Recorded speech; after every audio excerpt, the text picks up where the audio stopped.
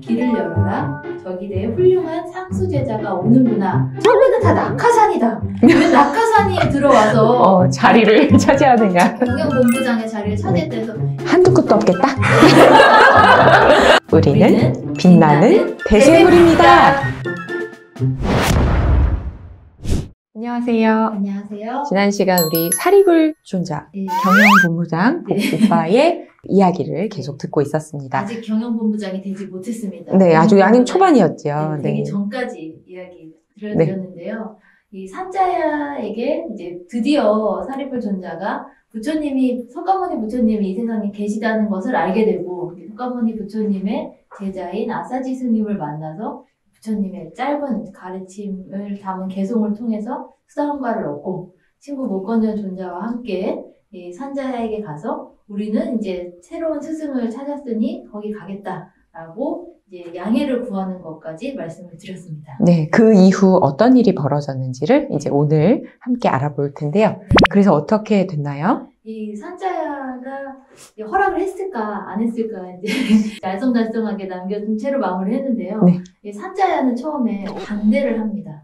이 두 제자가 떠났을 때 이제 자신의 교단이 무너질 것, 엉망이 될 것을 염려해서 이제 걱정한 나머지 설득을 해요. 나는 너희들보다 더 오래 살았고 정말 자신이 성자이고 자신이 깨달았다고 하는 사람을 정말 많이 만났다. 하지만 그들 중에 진짜 그런 사람을 보지 못했다. 여기서 계속 같이 우리 제자들이 이끌면서 같이 있어 달라라고 청을 합니다. 근데 이 사립을 존자와 목건 존자는 이미 그 짧은 개송을 통해서 물러날 수 없는 이제 법을 알았기 때문에 스승님이 이 부처님 법을 만나지 못했기 때문에 그러신 겁니다. 그럼 스승님도 아직까지 다 못 깨달았으니까 우리 다 같이 가서 부처님의 제자가 됩시다. 이렇게 얘기를 하는 거예요. 산자야는 자기가 그 안에 이제 쌓아놨던 것들도 있고 제자들도 있는데 누군가의 자기보다 한참 어린 부처님의 제자가 된다는 것이 자존심이 허락을 하지가 않았죠. 그래서 나는 안 간다라고 선언을 했더니 사립을 존자가 그렇다면 우리는 가겠습니다라고 하고 목건현 존자와 함께 중림정사로 떠나게 되는데 놀라운 것은 이때 사립을 존자와 목건현 존자가 함께 지도했던 산자야 문화의 200여 명의 제자들이 같이 떠난 거예요. 그래서 이 사립을 존자와 목건현 존자가 이제 200명의 제자들과 함께 중림정사로 부처님을 뵈러 드디어 가게 되는데요. 사실 저는 그 장면을 생각하면 너무너무 멋있는 것 같아요. 그러니까 200명의 제자를 이끄는 훌륭한 두 사람이 나란히 길을 걸어서 중림정사까지 다 걸어가잖아요. 그 워킹하는 그 장면만 생각해도 이제 가슴이 막 벅차곤 하는데 이때 이제 중림정사를 들어섰을 때 부처님께서는 스님들께 법문을 하고 계셨는데 저 이제 일주문을 넘어서 이제 두 분이 이제 제자들과 함께 오는 것을 보고 이 부처님께서 법문을 멈추시고 빙그레 웃으시면서 길을 열어라. 저기 내 훌륭한 상수제자가 오는구나 라는 한 말씀을 딱 하셨다고 해요. 그래서 이 부처님의 한 말씀으로 인하여 이 두 분은 일주문을 넘어온 순간 상수제자가 된 거예요. 상수제자가 되었는데 당시의 교단은 가장 중요한 원칙 중에 하나가 신분이나 나이와 상관없이 먼저 출가한 사람이 선배고 나중에 출가한 사람이 후배라는 그 아주 철저한 규칙이 있었는데 이 두 분은 오자마자 이제 상수제자가 되셨으니까 이제 많은 초반에 이제 반발이 있었다고 합니다. 하지만 이 두 분의 경영관리 본부장님으로서의 역할이 워낙 뛰어나고 부처님께서도 수차례 법문을 통해서 과거생의 인연이라든지 과거생의 서원 같은 것을 이제 스님들께 말씀하면서 이걸 굉장히 설득을 하셨다고 해요.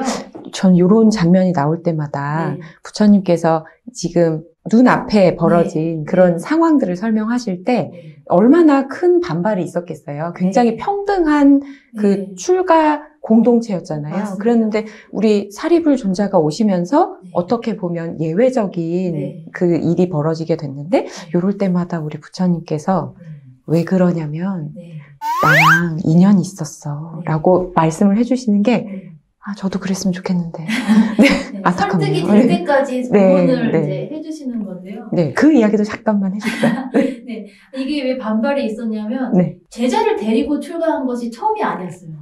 불을 섬기는 가섭 삼형제 같은 경우는 형제가 나란히 출가를 하면서 1000명의 제자들을 데리고 들어왔는데, 근데 우리를 제치고라고 하니까 가섭 삼형제는 이해를 한다 하더라도 따랐던 제자들은 또 반발할 수가 있는 건데요. 이 부처님께서 이제 과거 인연을 말씀하면서 사리불 존자는 과거생에도 부처님의 상수 제자가 되기를 서원했다라는 이제 이야기를 해주세요. 그리고 항상 이제 이 전생 인연을 들어서 할 때 그때 누가 나였고 네. 나를 도왔던 사람이 사리불이었다라는 말을 매번 이제 법문 끝에 항상 하면서 이제 설득을 하게 되는데 네. 처음에는 다 낙하산이다. 왜 낙하산이 들어와서 자리를 차지하느냐. 경영본부장의 자리를 차지했대서 이게 이제 많이 반발을 했던 게 이 법회를 주도하고 주관하는 일도 사리불 존자가 했기 때문에 또 부처님이 이제 법문을 하시면 그거를 이제 개성으로 읊는 그런 것도 사리불 존자가 했던 거예요.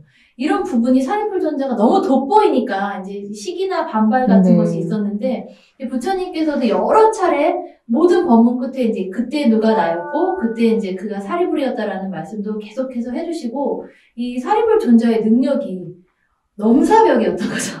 이 교단을 운영하는 능력이 너무나 이제 뛰어났기 때문에 부처님께서 직접 설득할 일이 이제 점차 이제 줄어들게 된 거예요. 사리불 존자가 교단 안에서 자리를 잡으면서 이 실제로 이제 사리불 존자의 이야기를 할 때 사리불 존자하면 여러분은 어떤 경전이 제일 먼저 떠오르세요? 뭐가 떠오르시나요? 사리불 존자 이름이 들어간 경전. 반야심경? 반야심경이죠. 네, 반야심경. 우리가 이제 제일 많이 하는 이제 경전 중에 하나인 이 반야심경인데 아미타경? 아미타경이 등장하죠. 네, 반야심경 같은 경우는 사리불 존자가 이 지난 생에 이제 과거 여러 생 전에 부처님의 이 상수 제자가 되기를 이제 서원을 했을 때 그 당시에 부처님이 계셨는데 이제 사리불 존자가 그때 7만 명이 넘는 제자를 거느리고 이제 아직 깨달음을 얻지는 못했지만 이제 수행을 하고 있었대요.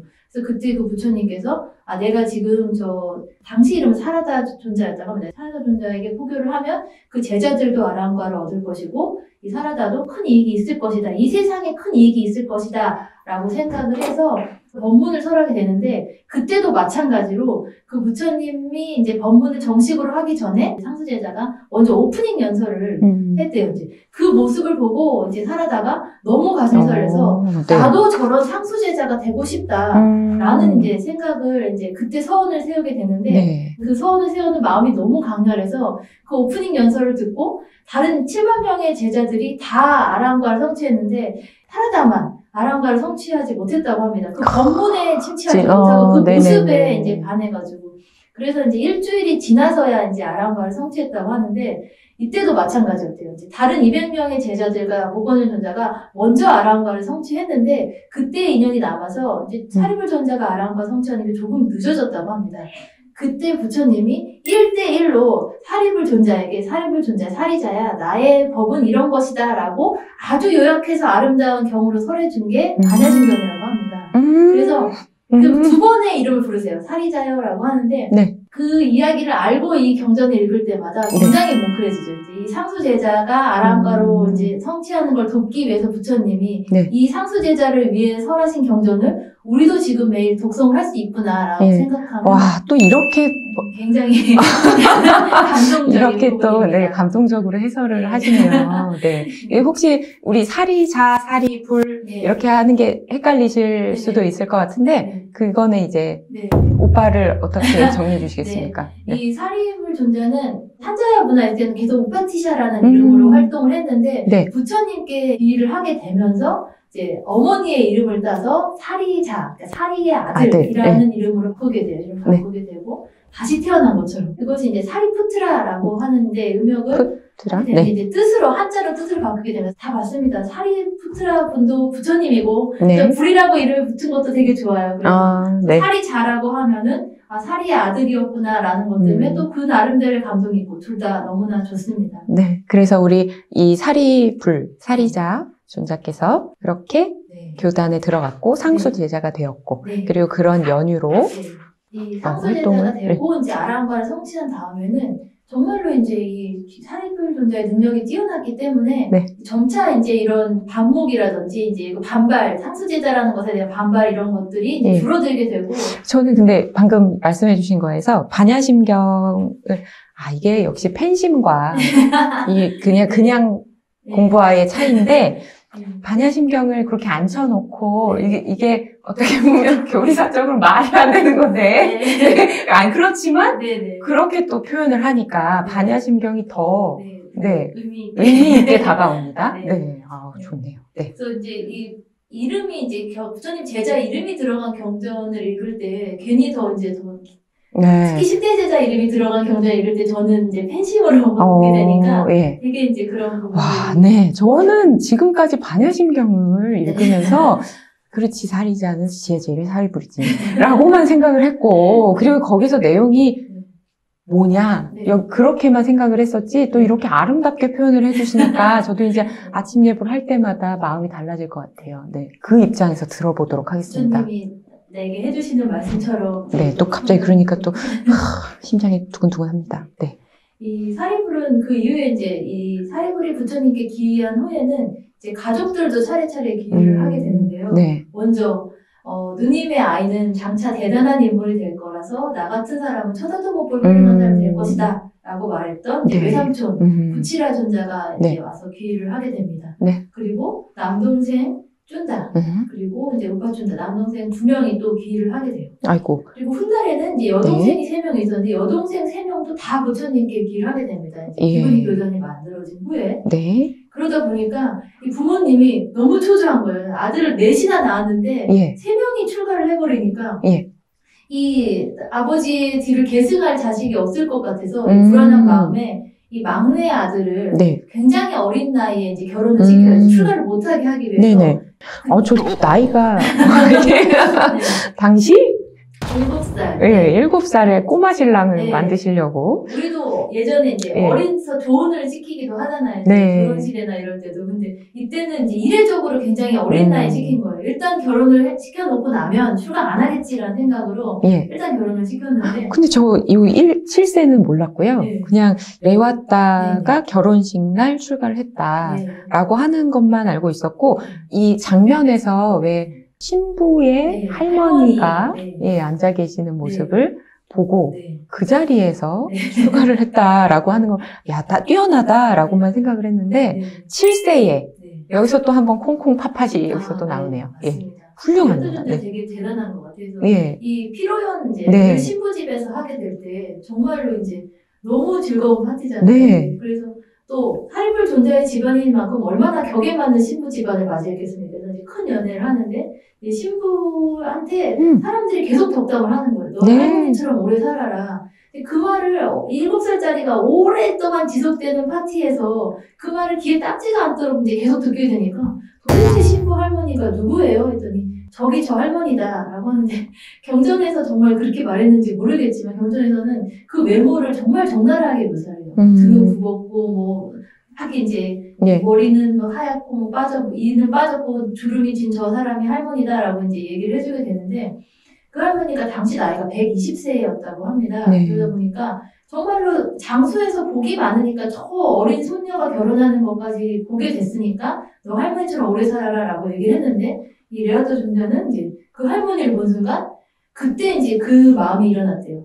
내 신부도 언젠간 저렇게 늙고 나도 저렇게 늙겠구나 라는 생각이 일어나면서 그 즐거웠던 그 파티가 그때부터는 아무 생각도 안 들고 여기서 도망쳐야겠다라는 생각만 들었다고 하는데 신부네 집에서 연애를 치르고 다시 자기 집으로 돌아오는 중간에 나 화장실이 급하다고 용변이 급하다고 한 다음에 내려가지고 가만히 내려서 그 길로 이제 숲속으로 도망갔다고 하는데요.